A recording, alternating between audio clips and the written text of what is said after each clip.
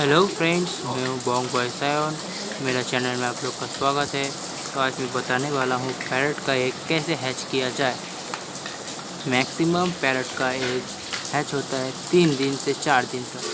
ठीक है, आप लोग का हीटर लगाना पड़ेगा और ऑक्सीजन 24 आवर्स चलने देना है। आप लोग का हीटर 28 से 30 डिग्री फ़ारेनहाइट में रखना है।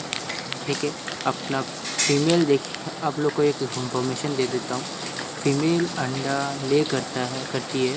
ठीक है, और जो मेल है वो अंडे को हैच करता है। तो सब कोई बोलता है, कई वीडियो में देखा हूँ मैं, फीमेल को रखने दो, मेल को हटा दो, कोई बोलता है, बट ये ज़रासर गलत है।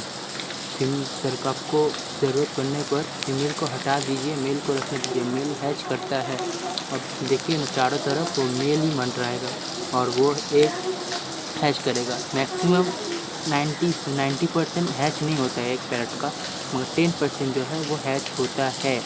ठीक है, अगर जैसे देखिए वो मांस निकल जाए, हैच हो जाए, तो आप तुरंत हटा लीजिए, तुरंत बेबी फिश को हटा लीजिए फ्लेश को। ठीक है, थैंक यू।